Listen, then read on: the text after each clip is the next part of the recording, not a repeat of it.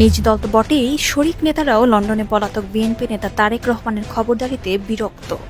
তারেকের হঠকারিতা, অদূরদর্শী নির্দেশনা যে কাজে আসছে না, দাবি আদায় হচ্ছে না, বারবার হোঁচট খাচ্ছে আন্দোলন, এসব তুলে ধরেছেন তারা। জোটের শরিক একটি ইসলামী দলের নেতা তারেককে ডামি নেতা বলেও উপহাস করলেন। গত সপ্তাহে জুম মিটিংয়ে সে নেতা ক্ষোভ উগরে দিয়ে বলেন, বিএনপি ডামি নেতা দিয়ে দল চালায়। আমরা এমন নেতার নেতৃত্ব চাই না। বিএনপির চাপে উপজেলা নির্বাচনও করতে পারিনি, অথচ আমাদের কর্মীরা নির্বাচনের জন্য প্রস্তুত ছিল। এভাবে চললে রাজনীতি করার দরকার কি? শরিক দলগুলোর এমন মনোভাব বিব্রত করেছে উপস্থিত বিএনপি নেতাদের। আর মিটিংয়ে যাকে তাকে কথা বলার সুযোগ দেয় বিরক্তি প্রকাশ করে তড়িঘড়ি করে সেদিন মিটিং শেষ করেন তারেক।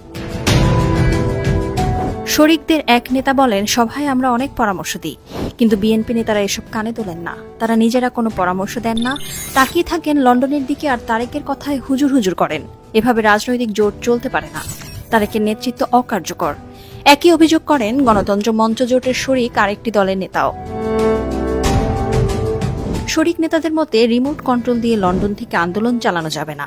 কার্যকর আন্দোলন গড়ে তুলতে চাই সক্রিয় স্থানীয় নেতা, যিনি তাৎক্ষণিক সিদ্ধান্ত নিতে পারেন, আর এমন নেতা বিএনপিতে নেই। বিএনপি যদি জোট টিকিয়ে রাখতে চায়, তবে তারেক রহমানের বিকল্প কাউকে নেতৃত্বে আনতে হবে, নইলে জোট ভাঙতে সময় লাগবে না।